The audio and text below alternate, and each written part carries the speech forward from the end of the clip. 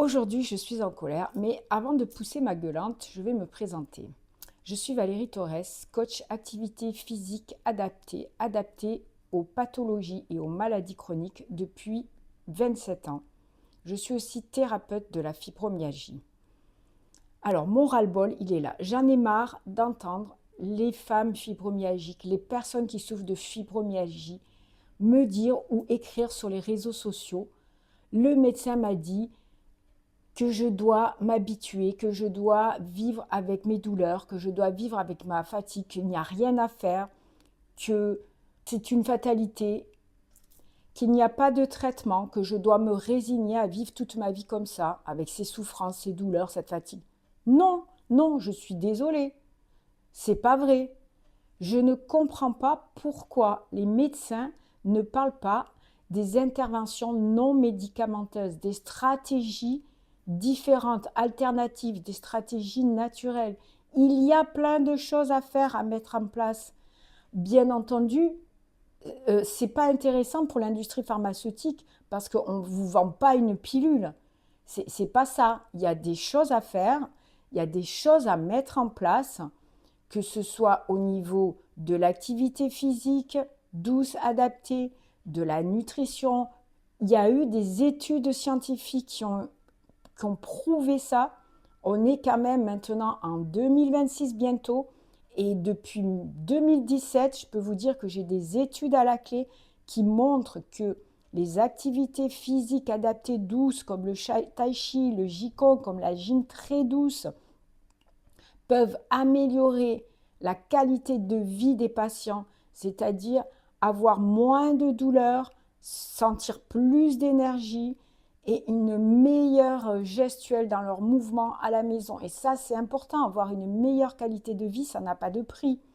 Il y a des études qui montrent que sur 84 femmes qui ont eu une alimentation méditerranéenne sur plusieurs semaines, elles ont eu une diminution conséquente de leur humeur, de leur dépression et de leur douleur.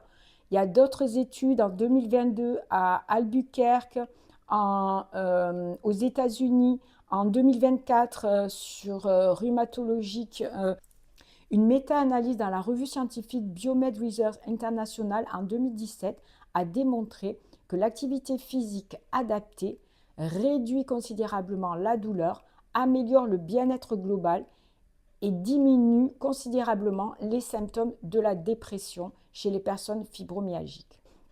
Voilà une étude récente en 2022 à Albuquerque dans Rhumatologie internationale, une autre étude dans Pain and Therapy en juin 2024, une autre étude dans Proeti and All en 2024 aussi, dans Review of National Approaches for Fibromyalgia, je vais traduire en français, ce sera mieux, Revue d'approche nutritionnelle pour la fibromyalgie en 2022. Donc il y a quand même des études récentes qui prouvent les bienfaits des stratégies naturelles non médicamenteuses. Bien sûr, ça ne va pas se faire en un jour, il faut du temps, mais en mettant en place des interventions qui sont non médicamenteuses, ça va changer la vie de ces personnes et elles vont pouvoir, moi je l'ai vu au cours de mes 2 ans où j'ai accompagné beaucoup de femmes, j'ai pu voir une transformation.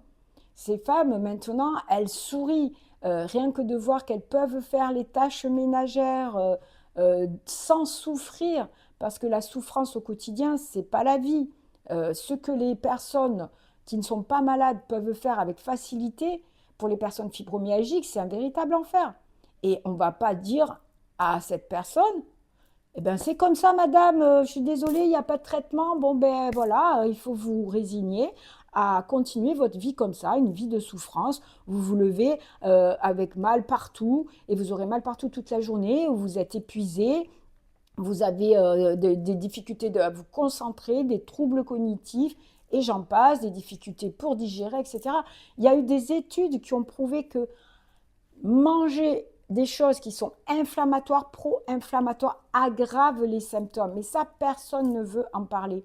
Donc, voilà, je pousse mon gueulante, mais c'est vrai que ça me met hors de moi parce que, bien sûr, c'est un petit peu exigeant. Bien sûr, on va prendre son temps et faire ça de façon progressive, mais si en échange, on a moins de douleur, plus d'énergie, plus de capacité mentale pour faire des activités, pour faire des choses, qu'on retrouve le sourire et qu'on peut avoir du lien social, recommencer à sortir avec des amis, à faire des activités, ça n'a pas de prix.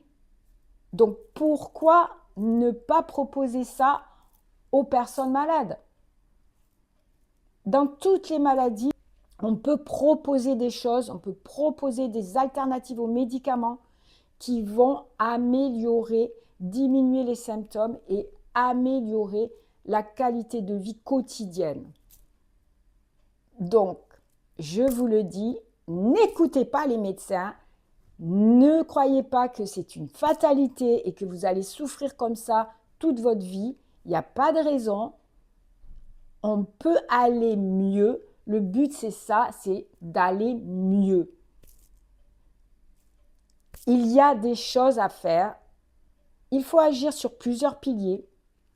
Le pilier nutrition pour qu'elle soit plus adaptée à vous, moins inflammatoire. Le pilier mouvement, mais le mouvement adapté, doux, qui va vous faire du bien, même si au début, quand on a mal partout, c'est difficile de bouger. Mais si on vous encadre, si on vous dit comment le faire, comment respecter vos limites, votre fatigue, travailler sur les capacités restantes, au bout d'un moment, ça va provoquer un mieux-être global, un mieux-être au niveau de vos sensations physiques, mais aussi mentales, puisque vous aurez aussi des hormones de la joie, des hormones du bonheur.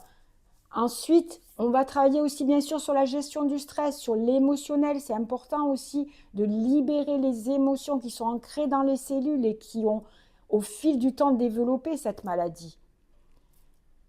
Avec toutes ces petites choses qu'on va mettre en place progressivement, bout à bout, qui sont reliées les unes avec les autres, vous allez obtenir une transformation de votre état. Et c'est ça qu'on cherche. Si cette vidéo vous a plu, si j'ai réussi à vous redonner le moral, n'hésitez pas à me le dire en commentaire. Mettez-moi des questions, je répondrai avec plaisir. Et vous savez que j'ai une approche globale avec tous ces piliers. Donc, quand vous serez prêts, on pourra en parler ensemble et voir qu'est-ce qu'on peut mettre pour vous personnellement, parce qu'il faut toujours que ça soit personnalisé. Ce qui est bon pour une personne n'est pas forcément bon pour une autre. C'est important de faire un petit bilan de votre situation personnelle et de voir comment adapter votre mode de vie pour que ce soit bénéfique pour votre santé. Prenez soin de vous et je vous retrouve dans de prochaines vidéos. Abonnez-vous à ma chaîne et surtout, gardez espoir. On peut aller mieux. Je suis une ex-malade, j'ai eu des maladies chroniques. J'ai pris le contre-pied des médecins et c'est ce qui m'a aidé à être en forme maintenant et à revivre.